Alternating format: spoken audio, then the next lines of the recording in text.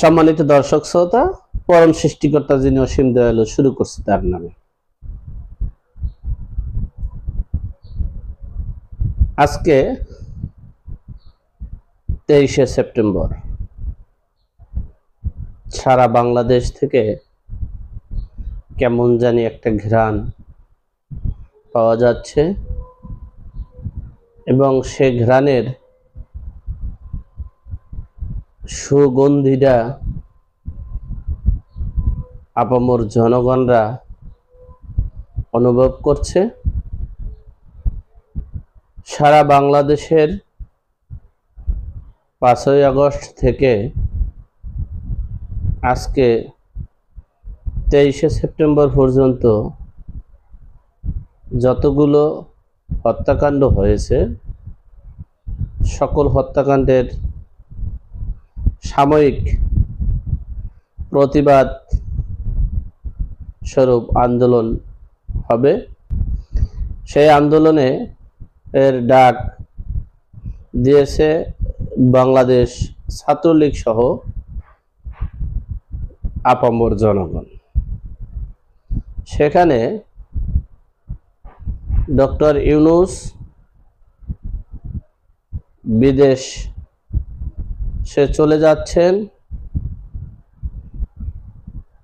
এখন সেখান থেকে বাংলাদেশে আর ফিরতে পারবে না, এমনটাই আশঙ্কা করা যাচ্ছে।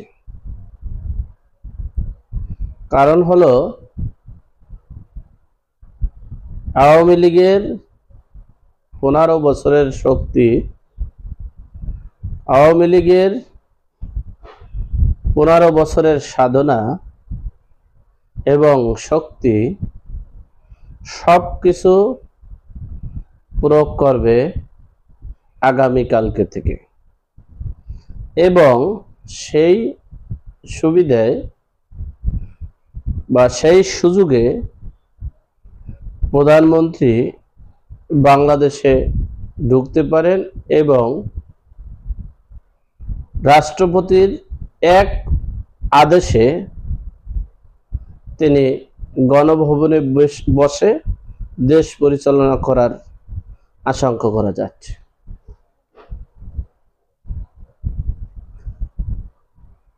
কারণ বাংলাদেশের সংবিধান এখনো বহাল আছে। বাংলাদেশের সংবিধান অনুযায়ী রাষ্ট্রপতি আছেন। বাংলাদেশের সংবিধান অনুযায়ী প্রধান সেনাবাহিনী আছেন। বাংলাদেশের সংবিধান অনুযায়ী সকল ফৌজদারি মামলা হইতেছে। তাহলে বোঝা গেছে বাংলাদেশের সংবিধানে, যেটা এখন মিডিয়ায় প্রচার করছে অন্তর্বর্তীকালীন সরকারের উপদেষ্টা, এগুলো সংবিধানে কোনো কিছুই নেই। একটা উপদেষ্টা আছেন, সেটা হলো প্রধানমন্ত্রীর উপদেষ্টা হওয়া যায়, উপদেষ্টা আছে। মজার বিষয় হচ্ছে, এই যে সংবিধান আছে, রাষ্ট্রপতি আছেন, সেনাপ্রধান আছেন এবং সংসদও সংবিধান মতে আছে, একজন নির্বাচিত সংসদ সদস্য, পার্লামেন্ট, প্রধানমন্ত্রী 5 বছর ক্ষমতায় থাকে। 5 বছর পর আবার একটা নির্বাচন প্রক্রিয়া শুরু হয়।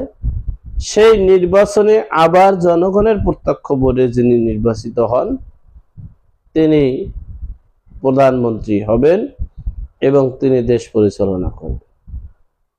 সেই হিসেবে বোঝা গেল যে বাংলাদেশে সংবিধান মতে নির্বাচিত প্রধানমন্ত্রী 28 সাল পর্যন্ত আছেন। প্রধানমন্ত্রী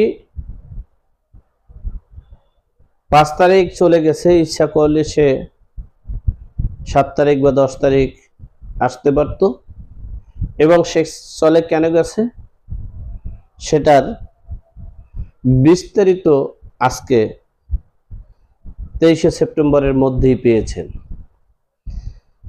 প্রধানত এই দেশে এই শিবির রক্ষাটা যেটা নিষিদ্ধ দল, তারা সমন্বয়ক সেজেছে, সাধারণ ছাত্র সেজে দেশের একটা গৃহযুদ্ধের পায়তারা করেছিল। সেই যুদ্ধ যাতে না বাজে সেজন্য প্রধানমন্ত্রী সেনাবাহিনীর প্রধান এবং রাষ্ট্রপতির কাছে ক্ষমতা দিয়ে কিছুদিনের জন্য গিয়েছে। সেটার বাস্তবতা আপনারা এই 23শে সেপ্টেম্বরের মধ্যেই পেয়েছেন। প্রথমেই প্রধানমন্ত্রী যাওয়ার পর পাকিস্তানের প্রধানমন্ত্রী বলেছে বঙ্গবন্ধুর শাস্তি 53 বছর পর হয়েছে। এরপরে মন্দির, গির্জা, মসজিদ রেহাই পায়নি ধ্বংস করার। এরপরে এই মোহাম্মদ আলী জিন্না, পাকিস্তানের জাতির পিতা, তার মৃত্যুবার্ষিকী বাংলায় হয়েছে।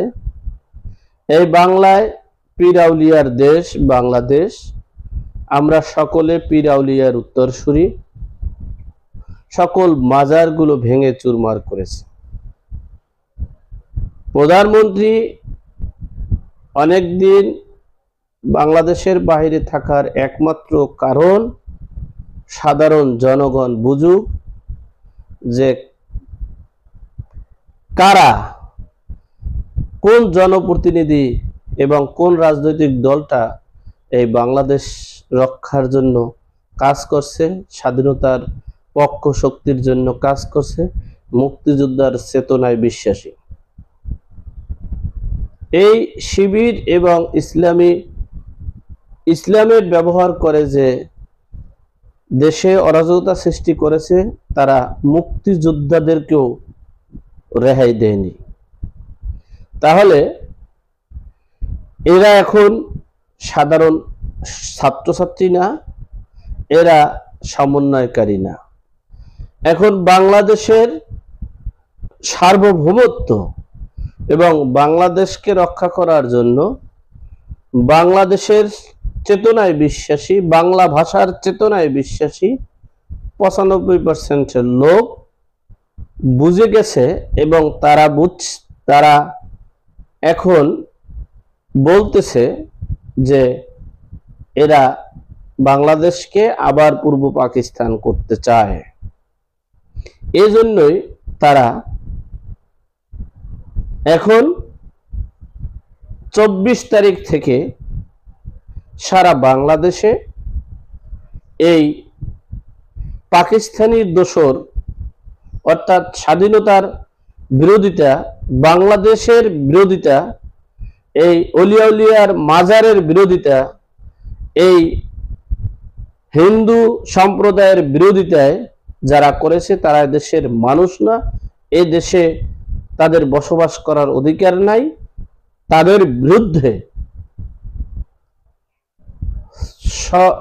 স্ব স্থানে থেকে সারা বাংলাদেশে আন্দোলন সংগ্রাম চালিয়ে তাদেরকে দেশ ত্যাগ করার জন্য প্রস্তুতি নিচ্ছে, এমনটাই আশঙ্কা করা যাচ্ছে। সেখানে যে কোনো সময় যে কোনো মুহূর্তে জনগণ চাইলে প্রধানমন্ত্রী আসবে।